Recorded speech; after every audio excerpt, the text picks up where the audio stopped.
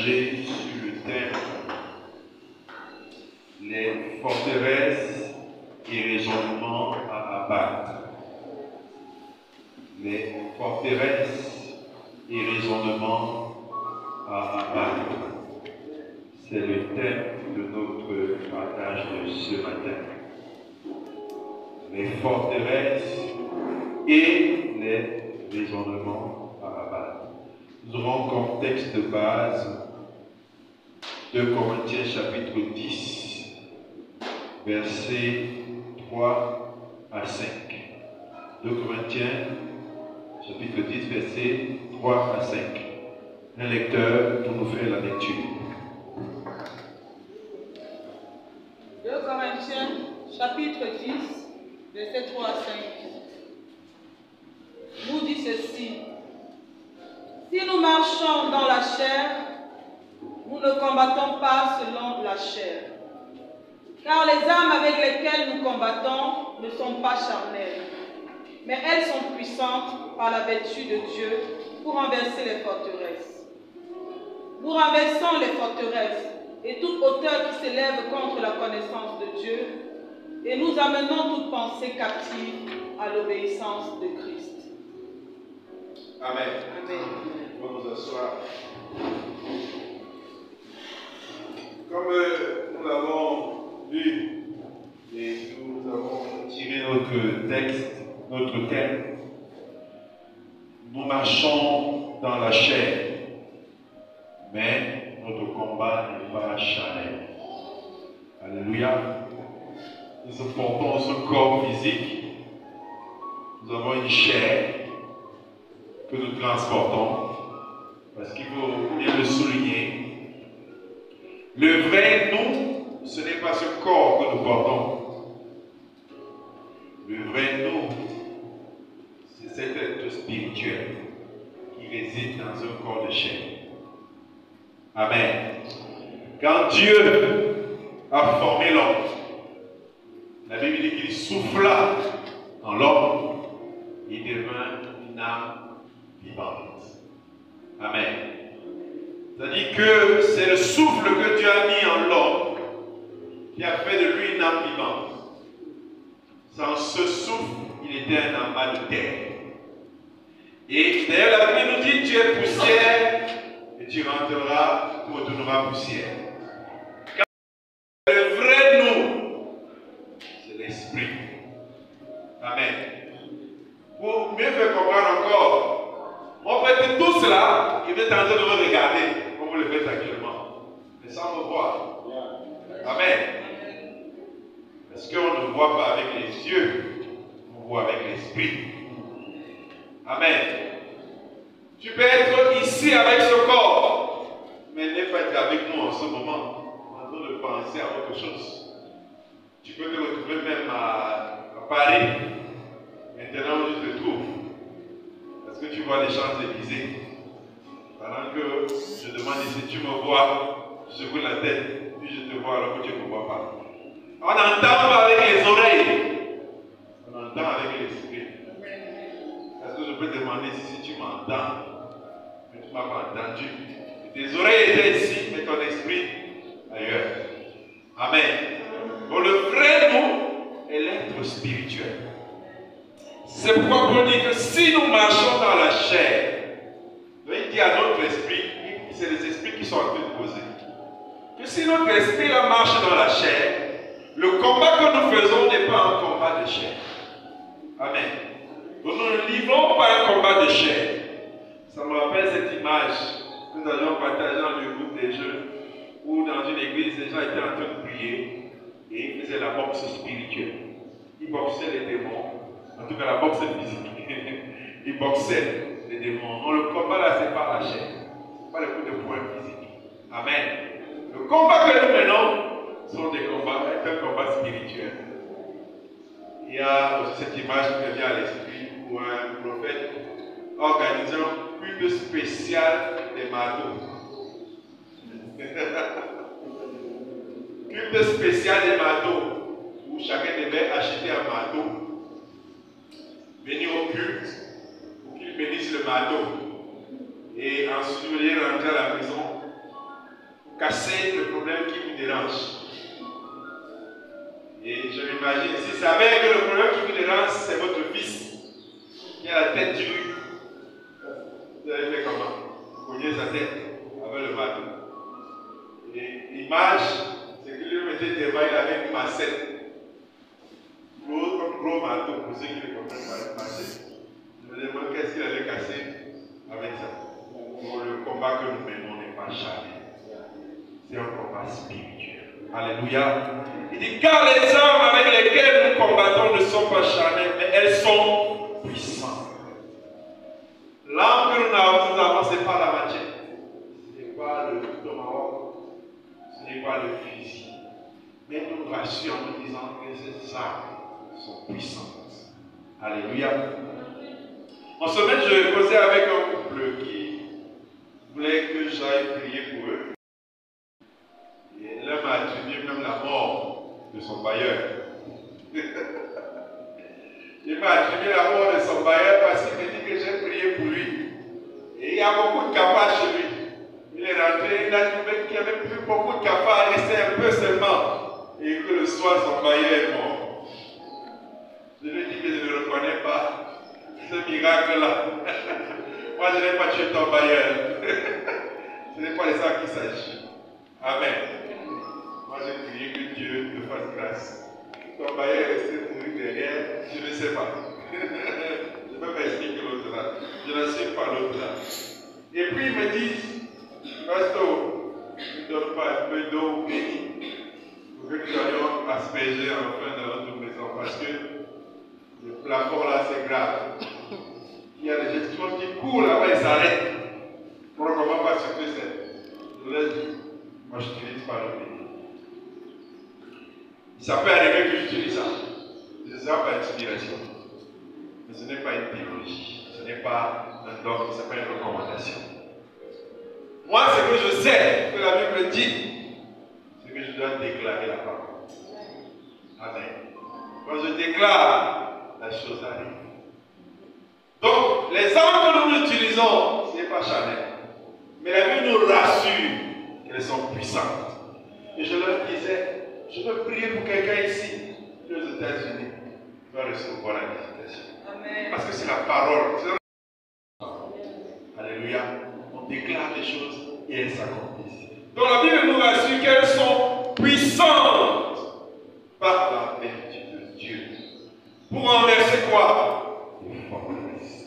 Amen. Les armes que nous avons renversent ces forteresses. Pas très loin de nous, mais dans la Bible toujours, on voit le peuple d'Israël qui n'a pas besoin des marteaux pour renverser un mur. Et ça, c'était un mur physique. Jéricho était barricadé, comme nous enseigne la Bible. C'était une muraille forte et personne ne pouvait la renverser, la pénétrer. Dieu a dit Israël, présentez-vous cela. Vous allez faire le tour 7 fois et le 7e fois vous allez pousser ce qu'ils ont fait. Et ça produit un tremblement de terre. Les murs se sont fissurés, sont tombés. Amen. De même, on était venu voir le prophète dans le Samarie pour venir trouver la guérison. Le prophète a simplement dit à Naaman, va te jeter cette fois dans le fleuve. Le gars, pendant qu'il s'est jeté dans le fleuve, après avoir beaucoup discuté, après avoir beaucoup raisonné, il a fini par décider sur le conseil de quelqu'un, de son serviteur, qui lui a dit, si on t'avait demandé de faire quelque chose de plus compliqué, tu l'aurais fait. Et simplement de dire, va te jeter dans l'eau, cette fois, tu trouves ça trop compliqué. Il a fini par comprendre et le gars comptait en regardant sa coupe parce qu'il était lépreux. Pour voir si ça va changer. Première fois, rien. Deuxième fois, rien. Troisième fois, rien. Jusqu'à la 7e fois, la Bible dit que sa peau devient comme celle d'un guéri. Ce n'est pas l'eau qui l'a guéri. C'est l'obéissance à la parole qui a été libérée. Qui l'a guéri. Alléluia. C'est ça les armes que nous utilisons. Elles ne sont pas charnelles. Elles sont puissantes.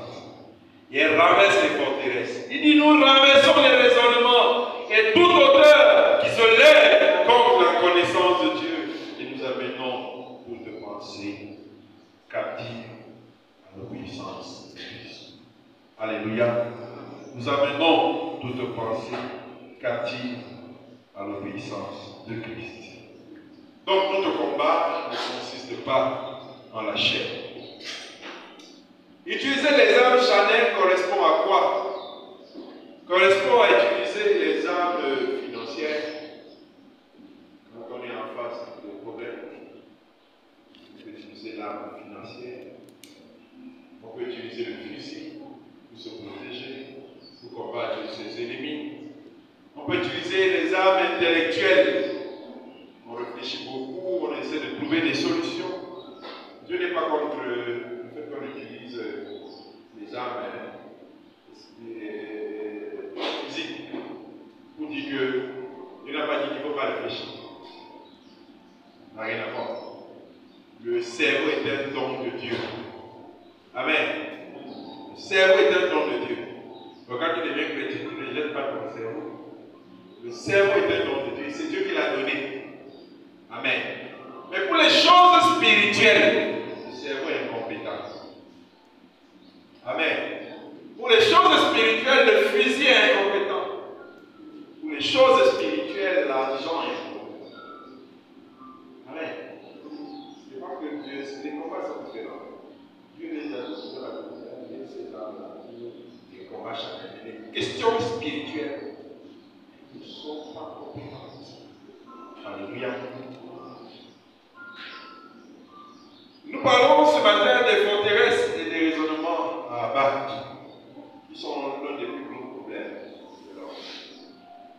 Je disais, je crois que ce mercredi à quelqu'un, l'homme peut construire une cathédrale à Dieu sans lui-même donner son cœur à Dieu. Amen. Parce que les choses spirituelles sont compliquées. Il peut faire du bien, donner même son corps à l'enfant sans aimer Dieu. Il est en train de le faire. Parce que ce sont des choses spirituelles. Il peut être enfermé dans une forteresse, dans un raisonnement qu'il donne tout son argent mais sans se donner lui-même. Et c'est les prisons les plus difficiles. Vous pouvez parler de Dieu à quelqu'un pendant des années, mais il est un éternel incrédule. Ça ne change pas. Il ne s'engage pas. Il ne se donne pas à Dieu. Mais il est prêt à donner tout ce que vous voulez sur le plan matériel et financier. Lui-même est enfermé dans son forteresse. Alléluia. Et c'est ça le problème des gens. Je l'ai dit, je crois, dimanche dernier ou une semaine d'avant. Le Cameroun est dans une forteresse. La corruption, c'est la bonne forteresse. Donc, mettez tous les plans qu'on va mettre en place. La corruption, là, est une forteresse. C'est un changement spirituel qu'il faut pour que ça quitte. Pour qu'on en soit libéré.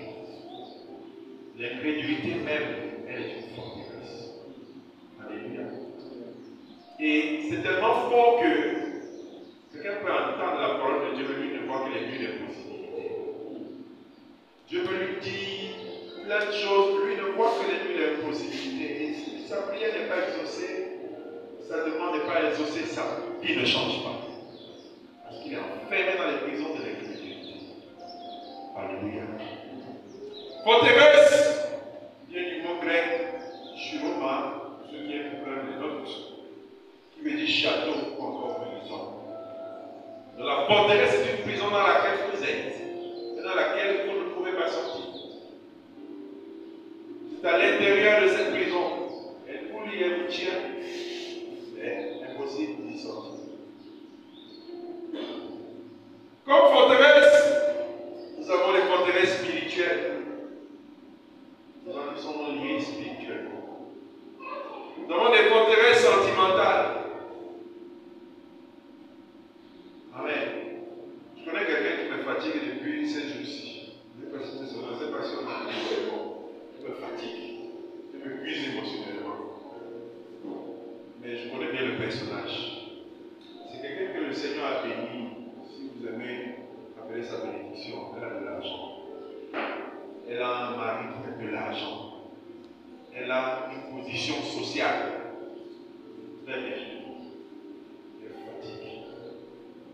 Elle fatigue pourquoi? Parce que c'est quelqu'un qui a des vides émotionnelles. C'est quelqu'un qui interprète tout de manière négative. Si vous avez fait une chose et que vous n'avez pas impliqué, qu'elle devait être impliquée, au lieu qu'elle pense que ce soit une oubli, par exemple, on va supposer quelque chose derrière cette affaire-là, qui sera plutôt négatif. C'est-à-dire que dans une situation qui peut paraître normale, elle voit la petite bête derrière. Et quand vous cherchez, c'est peut-être des frustrations, des problèmes, des choses qu'elle a rencontrées dans la vie. Il y en a qui sont comme ça. Ils sont enfermés dans des forteresses. Il y en a qui sont des forteresses spirituelles qui les empêchent d'être libres, d'être épanouis. Soupçonnent le mal par tout. Amen. Et le pire encore, si c'est ta foi ajoutée à ça, c'est que la personne, Dieu ne lui a pas donné la foi. Donc ça va augmenter ses frustrations. Amen. Ça va augmenter ses frustrations. Et puis encore, si tu as une belle famille qui est compliquée, qui la nargue, qui le suit, si tu as bon pour avoir ce que tu as, si tu es une vraie femme, enfant aussi, puisque ça va faire encore. Et du coup, les gens blessés vont cesser de participer, je dis, sont des blesseurs spécialistes. Comme ils sont blessés, ils blessent aussi. Amen. Et dans ces forteresses dans lesquelles on est enfermé, il y a les forteresses idéologiques. Un peu comme les athées, ils estiment que Dieu n'existe pas. Parce qu'ils font un raisonnement logique. Ils disent en fait, quand je vois ça, c'est pas possible qu'il y ait un être comme ça qui existe. Ils sont enfermés dans des doctrines. Tu as voulu parler de Dieu, il ne peut pas. C'est comme ceux qui vont chez les marabouts. Ils croient que le marabout fait quelque chose. Hein. Les gars que je prends souvent avec mes collaborateurs, je leur demande, moi, c'est les astuces que j'utilise pour les faire passer, comprendre deux, trois choses. Mais j'aime souvent leur poser la question, est-ce que toi tu vas chez le marabout? Je dis non. Pourquoi tu ne vas pas chez le marabout? Parce que je ne crois pas à ce que le marabout fait, c'est un con. Et je me pose souvent la question, ceux qui vont chez les marabouts, qu'est-ce qu'ils pensent de toi? Ils pensent que toi tu es fou. Ok? Mais toi, de ton point de vue, tu crois que ça ne va pas. Comment tu pars chez toi? Tu te promets la richesse quand il même il est pauvre. C'est pas logique. Amen. Mais lui, il croit. Parce qu'il est enfermé dans quelque chose. Alléluia. Il est enfermé dans quelque chose. Il y a aussi des chrétiens qui croient que Dieu peut faire quelque chose. Mais il y a un certain type de choses que Dieu peut faire. C'est aussi une forteresse dans laquelle il est enfermé. Amen. Qui empêche que sa foi aille à un autre niveau. Si le médecin peut guérir le VIH, seulement là il faut croire que Dieu peut guérir.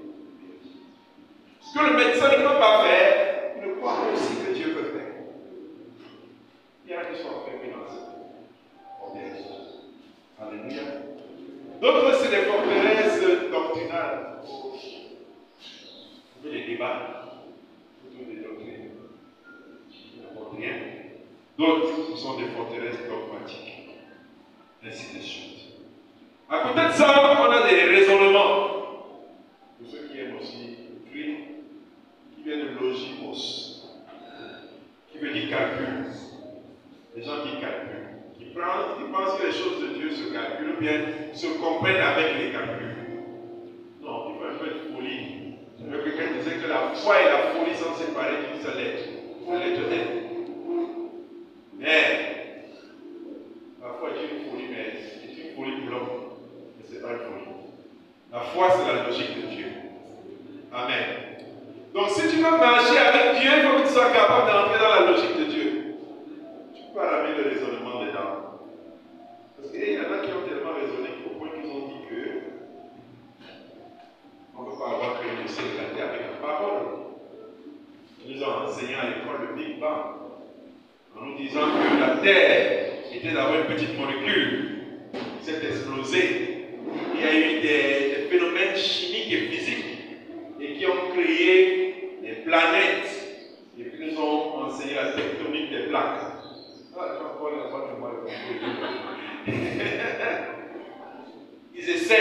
dit que l'homme était un ancien chimpanzé qui a évolué et il est devenu ce qu'il est devenu. Très bien. Courage à eux. Sauf que leur science est eux-mêmes les rattrape. Leurs moyens qui sont limités. Amen.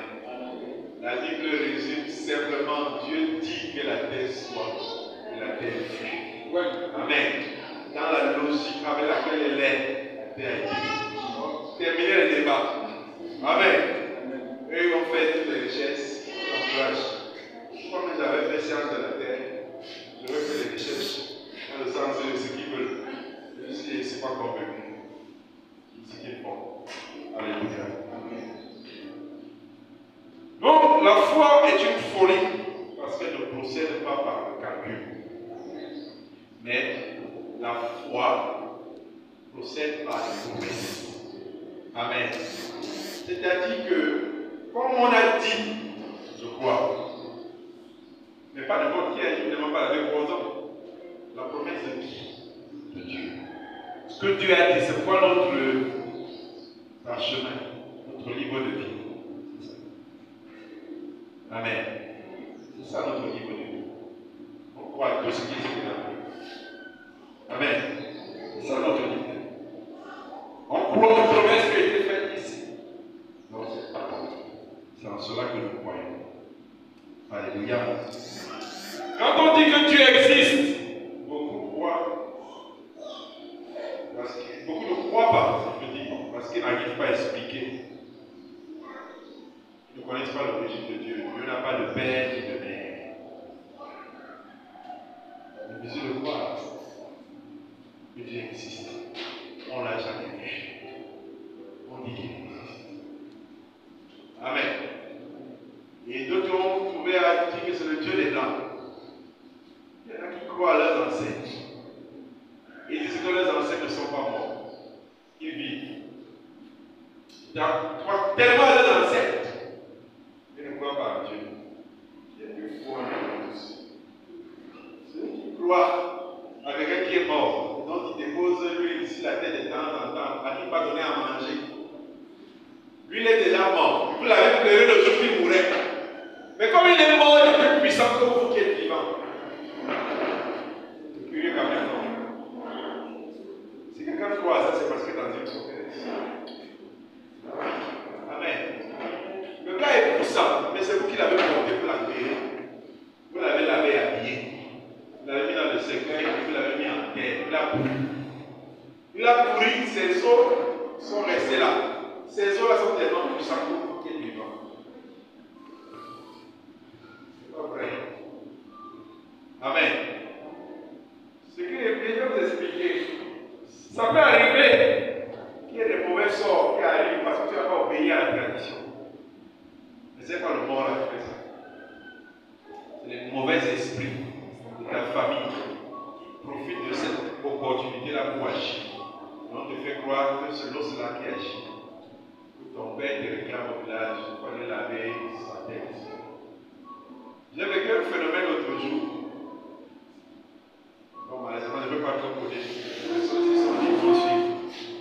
J'arrive au bureau lundi, chez notre partenaire, et je trouve une amas de sel versé à l'entrée.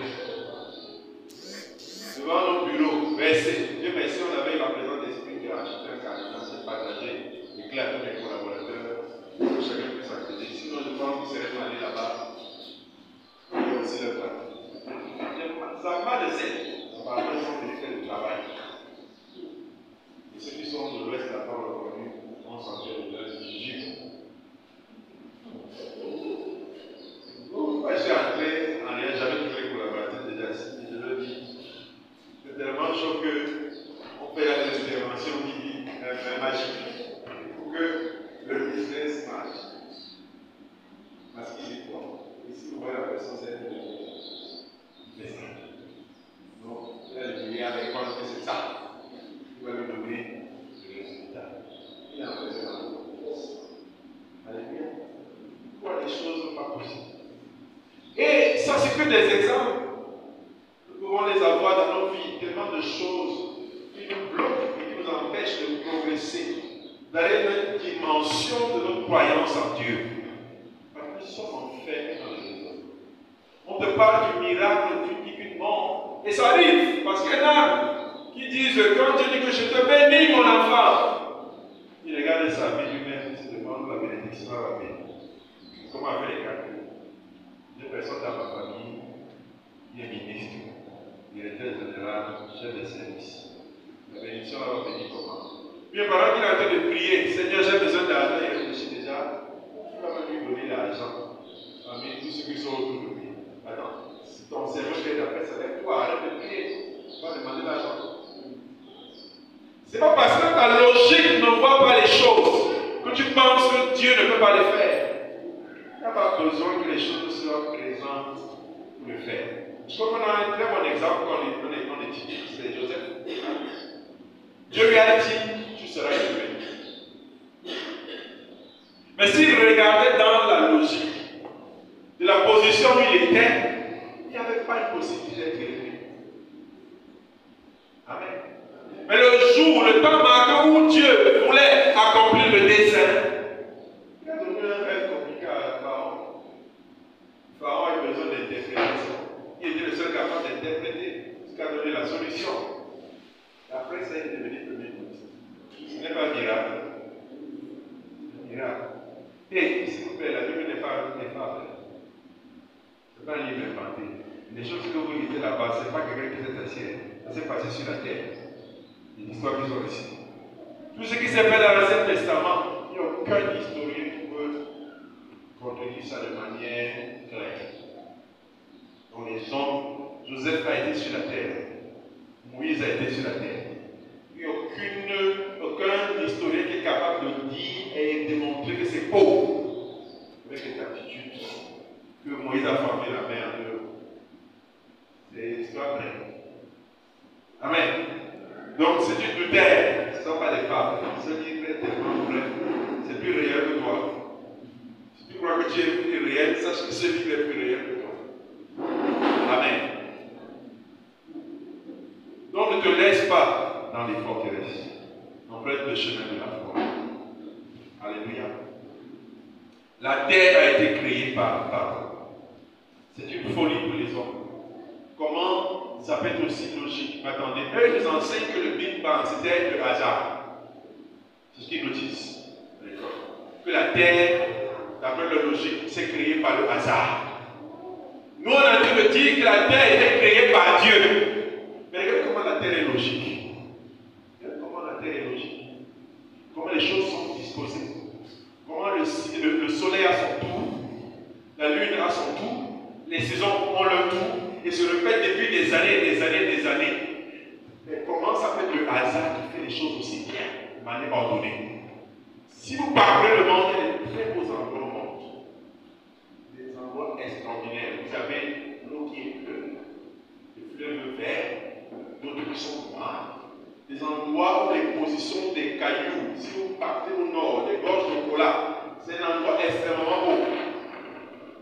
Le hasard ne peut pas reproduire les choses de manière aussi logique. Et sur toute la surface de la terre, vous nous dites que c'est le hasard qui a créé ça. Jamais. C'est Dieu.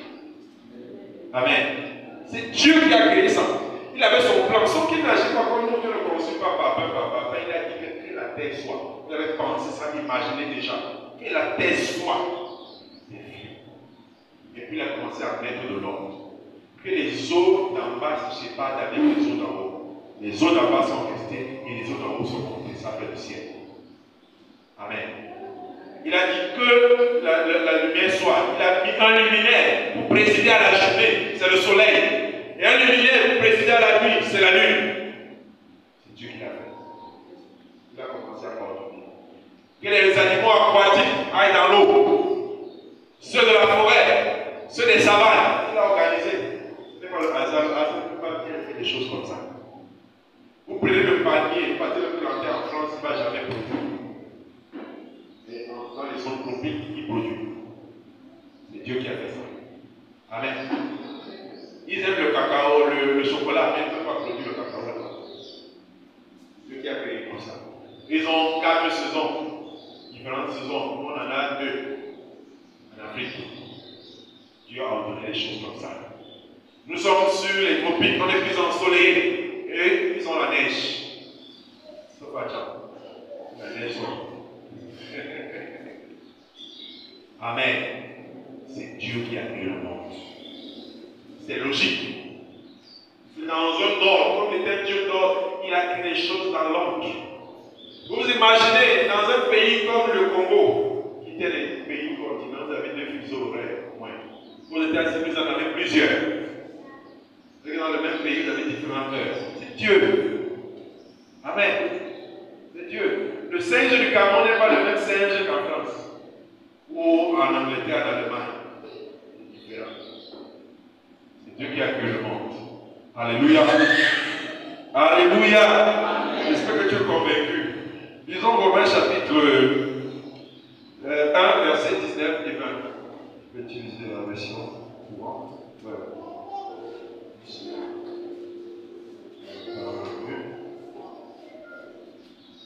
Romains chapitre 1, verset 19. Celui qui trouve peut lire pour nous.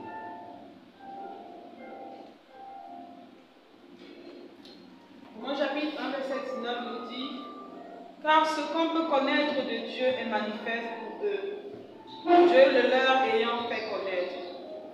Du verset 21. En effet, les perfections invisibles de Dieu, sa puissance éternelle et sa divinité, se voient comme à l'œil depuis la création du monde. Amen. Quand on les considère dans ses ouvrages, ils sont inévitables. Amen. Amen. Donc, je peux aussi lire dans la version légèrement modifiée,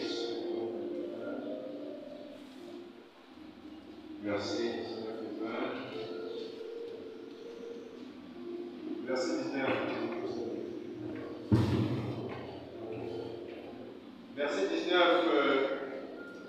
Car ce qu'on peut connaître de Dieu est évident pour eux, puisque Dieu le leur a fait connaître. Amen.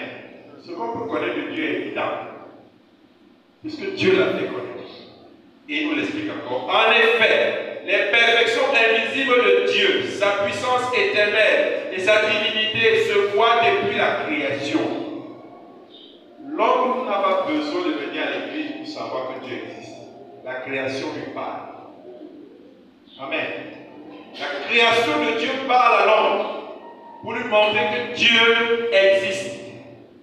Elles se comprennent par ce qu'il a fait. Ils sont donc inexcusables. La création nous parle. C'est pourquoi si tu manques de sujet d'adoration, regarde comment Dieu a fait la nature. C'est tellement beau. Je vous encourage à faire le tourisme. Amen. Visitez le Cameroun, il est beau. Amen. Tu pourras comprendre que Dieu existe à partir du Cameroun. Pas besoin d'aller en France. Donc, ne vous expatriez pas. Visitez le continent. Amen. Quand vous êtes ici, le continent africain, le continent camerounais, visitez-le. Vous allez comprendre que Dieu existe. Amen. Le Cameroun est beau, le monde est beau. Dieu se voit. Il est visible dans tout ce qui existe. Alléluia. L'univers aussi dans sa complicité, aussi complexe qu'il est, aussi ordonné qu'il est, prouve que Dieu existe. Amen. Ésaïe 40, verset 26. Le temps nous faisant défaut, on pourra s'arrêter là. Ésaïe 40, verset 26. Le lecteur, pour faire la lecture. Ésaïe 40, verset 26, il a dit: levez vos yeux en haut, regardez, qui a créé ces choses, qui fait marcher en ordre leur armée, qui les appelle toutes par leur nom, par son grand pouvoir et par sa force puissante, il n'en est pas une qui fasse défaut. Amen. Si vous regardez le ciel, vous regardez la terre, Dieu a fait chaque chose par son nom. Amen. Le malheur de l'homme, c'est qu'il croit qu'il invente des choses. L'homme n'invente rien. Et la Bible est claire, il n'y a rien de nouveau sous le soleil. Ce qui a été sera. Amen. L'homme, dans toute sa sagesse, son intelligence, les gens ne savent pas une chose, ils ne se rendent même pas parfois compte. Les choses qui trouvent, c'est les choses qui regardent au garde et cachées. Amen. Dis-moi comment l'homme fait pour régler sur terre. Il commence à s'imaginer qu'il y a le pétrole dans le fond de la mer. Comment il fait? Où est venue l'inspiration à l'homme de savoir qu'il y a au fond de la terre le pétrole, les pierres précieuses, l'or, le diamant, la bauxite, le fer. Comment l'homme a fait? Ils vont vous dire qu'ils ont fait les recherches. Oh, c'est Dieu qui les inspire. Amen. Dieu lui dit, fouille la terre, tu vas trouver quelque chose. Vous savez à combien de kilomètres dans le sol se trouve le pétrole? C'est trop loin. On n'arrive pas là-bas à la nage. On n'arrive pas à la nage. C'est des kilomètres dans le fond de la mer. C'est Dieu qui a mis toutes ces régions dans le fond du sol. Il les a classés là-bas. Le hasard ne pouvait pas créer ça. D'autres pays ont le pétrole, d'autres n'en ont pas. D'autres pays ont l'or, d'autres n'en ont pas. C'est Dieu qui a organisé des choses comme ça. Donc, chaque chose que l'homme arrive à donner un nom, il croit que c'est lui qui a inspiré pour trouver le nom. C'est faux. C'est Dieu qui inspire l'homme. Il donne le nom à la chose. C'est que quand Dieu a fait la création, il a passé toutes les espèces devant Adam. Et Adam commença à leur donner des noms. Amen. Quand il est entré dans le champ, il a trouvé les espèces, il a donné le nom à chaque espèce. C'est Dieu qui a voulu des choses comme ça. Il a organisé. L'homme croit que c'est lui qui invente, il n'invente rien. Dieu insuffle dans son esprit. Amen. Quand vous lisez Apocalypse, Apocalypse vous dit que la bête était cet homme animé, de cette image animée. Et il parlait avec arrogance.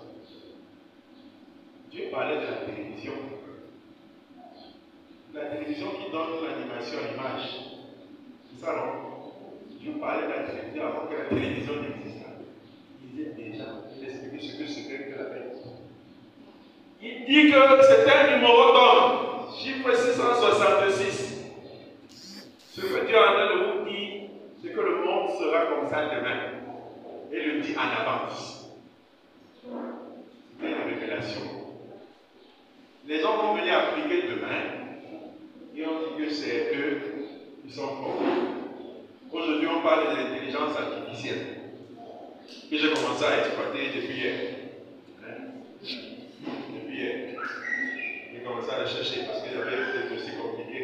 J'ai réussi à aller chercher l'intelligence artificielle. Ça existe, ça dit que je posais avec l'ordinateur, mais il est bête quand même. Il n'est pas bête. Il est quoi? Je lui ai posé la question en anglais, le gars dit tout en français. Tel l'anglais en français. Je lui ai posé la question en anglais, il a répondu tout en français. Il disait l'anglais en français. Il n'est encore pas fait. Voici ce que vous savez.